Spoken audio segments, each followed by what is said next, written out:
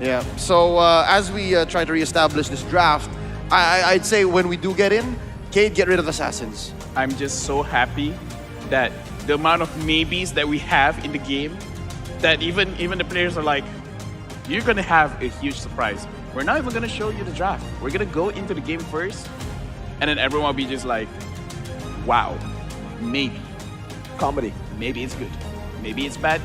It's comedy. It's boom, bang, bada, bing. Oh, but there you go, ladies and gentlemen. We're going to get straight into the game instantly here for the final game of the Group of Death here for Cade. They have the Esmeralda, Matilda, Yisun, Shin, Lunox, and Selena. For the side of Onic PH, they've drafted for the Popo and Koopa, Rafaela, now with the Parsa. Going in with the Amon in the jungle position, and also Larsky using that Uranus. Oh, I'm surprised. Honestly, did not expect to see the Uranus out. And this was one hero I was hoping that will pull through, and that is the Esmeralda. But we must acknowledge as well, on the side of Cade right now, there is a comfort hero, a notorious hero on one of their star players, and that's Luis on his trademark, Luis Nox. Luis on his Lunox right there. Yeah, no, legit. Like, there are stories told of this Lunox in MPL Brazil wherein teams would just ban it out straight up, like, don't give it to Luis. Well, we'll see what happens here. Let's see what he can do on that Lunox right now. As so far, he is able to actually farm up really, really well, but it's going to be prime chunked really to half HP right there. Onic now still with the pressure in the early stages. This is what Amon wants to do as well. Using all the pressure from that the side lanes create to get a snowball going, to get maybe some kills. Different kind of aim on this time around from Onic PH. We last saw them play this in the mid lane. Hatred shouting out our previous M2 champions in Bren Esports. Now it's being played in the jungle. Dilarsky gonna be in trouble.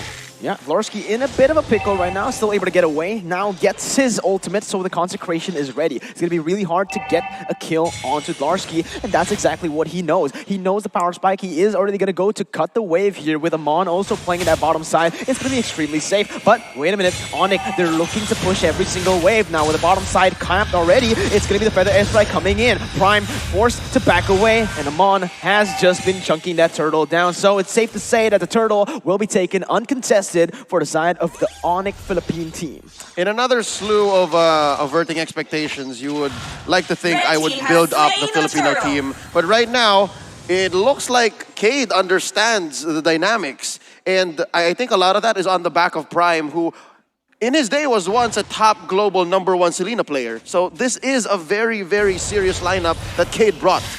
It is a serious lineup. They're not holding anything back right now. They are going to go for their comfort picks, for their favorite picks right here, because there's nothing to lose at this point. You win, you go to the upper brackets. You lose, it's over. You go to the lower brackets. The chances, the double chance that you would have in the playoffs will be taken away from you, and that's the way they've been playing as well. They've been very proactive on the map, and that's where we're going to have to see Mikey going in, instantly just taken down. Miscommunication coming, but it's going to be Luis actually jumping in with the Order of the Chaos, still able to discharge some damage, but Kyrie jumps in back again to try to get a pick up. So far, 1-for-0 for the side of Onic PH. Too soon for Luis Didi to try that, but Lafel.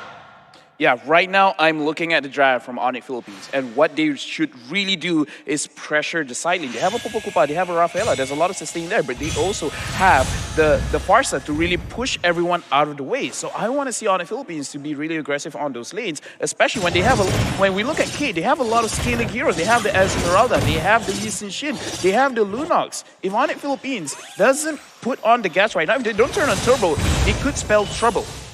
It could spell trouble, man. Oh, Abyssal Arrow is going to whiff right there. Prime using Abyssal Arrows, but it's going to be Kyrie rotating to the mid lane, trying to get a cheeky gang inside. Goes back invisible, and that's going to be Beloyski flickering in front with the Holy Baptism, only connecting onto Mikey. It is the roamers. So far, Cade are still okay. Kyrie just being such a nuisance here, using that invisibility, utilizing it perfectly in this game so far. Yep, he's able to use it to bully away the opposing jungler. So there is an interesting relationship here between Kyrie and King. Yes, King has the superior vision, but Kyrie can bully him out. He can weave in and out of these traps set in by the Selena, set in by the Mountain Shocker. There is advanced vision on the side of Keed, but I guess Onic Philippines, the reason why they're owning the map so much is because they're making their rotations count. And look at this switcheroo. Mark has already moved down to the bottom lane. He's already finished up with the tier 1 up top, and Luis couldn't even answer back. Absolutely, Kyrie already now going in again. The setup is just really, really nice. Onic Philippines with the banana split once again, splitting up the map, getting the pressure on that bottom side, and instantly just capitalizing on that. Further airstrike now comes in, only to poke the members from the side of Cade. And right now, for just one kill, they have been able to get a lot of gold. But actually, Kyrie jumps in for some damage onto Takashi. Not going to be able to get that pick off just yet, as both teams are still playing it really, really passively, playing it for the objectives. Popo and Koopa has been chunking that bottom side turret. Love the call that Baloyski or whoever said, Marky, get out of there, there's 4 on the way, but he still fights back. Yeah, he's not scared at all, man. That is what the Popo and Koopa is for here, Lopel, as the items have popped up. Yeah, right now we're looking at Marky. He is, I would say, on the way towards that Blade of Despair. It's going to be a very big item because the damage coming from Bidem Koopa is going to be crazy. But Kyrie as well, he's already finished his Feather of Heaven. He's pretty okay to fight, but I'm really looking at Onic Philippines right now at the bottom lane. This might be the time they want to turn up the speed. Takashi now caught in a bad situation, still able to run away right now, using the Purify to get away. But on the other side, Larski is also caught in a little bit of a pickle, but still has that Consecration, still has that Flicker. Onic Philippines, though, this is what they like to do. The banana split is coming in once again here, getting the second tier turret in the 6th minute of the game. I was about to say, there's so much that Onic PH is working with, and one of the main proprietors, one of the main reasons why is because of the CEO, Delarski up top. He's always been trying to get the attention of Cade, and finally, they bite and they get something, but at what cost? I'm guessing mid lane turret here. Yeah, they're leaving the Selena in the mid lane. She doesn't have any wave clear whatsoever, and that's going to be Onic Philippines taking the trade, going in for that mid lane turret. It surely is going to be much, much worth it. And there you go, another turret to set up for the next turtle. Onic Philippines, they're just so good at splitting up the map, playing with the pressure, and setting up for objectives. This is Onic at their best. Right now, looking at this game, there's not a lot of deaths, but there's a lot of activities going on. This shows the level of gameplay that they have. Very, very high gameplay. Not looking for kills, objectives. Oh, but wait a minute. Turtle that's going to be slain right there from the side of Cade. Able to run away for now, but Mikey's going to get sniped by the Feather Airstrike. 1 for the price of the Turtle.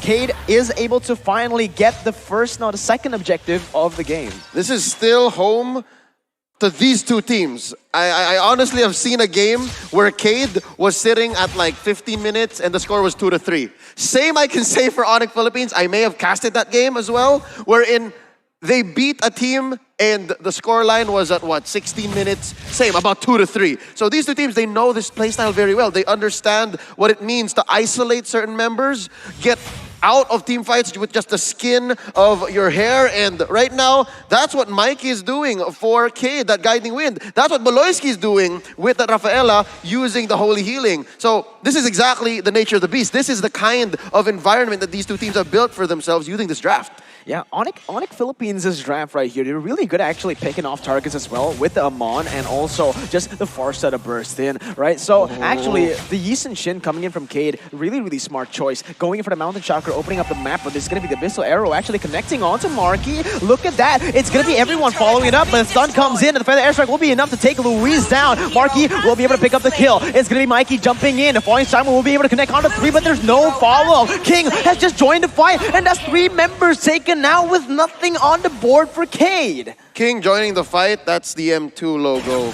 Today we are to the top, and they just toppled 1 by 1, 3 for none, all the way straight into Tier 2. Even Tier 2 mid is in trouble now, so I'm surprised that Onic PH did try to save up and get more resources in their jungle. But LaFell, break down what happened here. This is what it looks like when you have a 3k gold lead. Look at the damage from the Farsa. Farsa is standing in behind, but more importantly, Marky with that Popol and Koopa. Once he has that Blade of Despair, the damage coming from both of that heroes. Again, Koopa is also a hero. Let's not forget about the beasts over there. They are very strong. The burst damage is very, very high. And Onic Philippines, they have full control of the map. 4-turret lead right now for the side of Onic Philippines. That will mean that they will have pressure onto both of the side lanes right now. Even in mid lane, they're going to win in pressure everywhere across the map. Only the 2 inhibitor turrets left in those side lanes, and there you have it. With the pressure, insane setup, there's nothing Cade can do. What they need to do right now is scale up, but do they have that much time? Can I just say how happy I am that Popol Incupa is finally a marksman?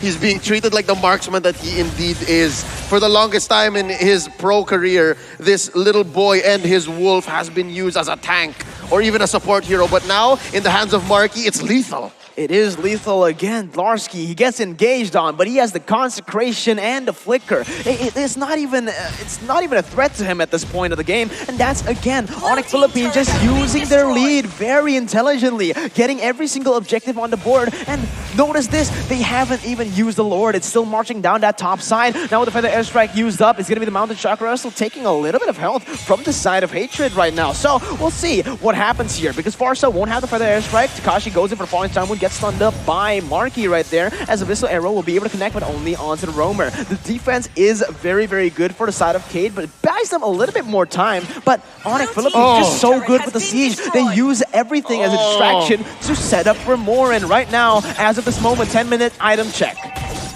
Right now, the items are there, but I do have to say, this is the most interesting game of chess that I have ever seen. Both of these players are playing 1 or 2 steps ahead, especially on the Philippines. Absolutely, but there you go. It's going to be another fight right now. It's going to be Takashi actually trying to look for a desperate engage.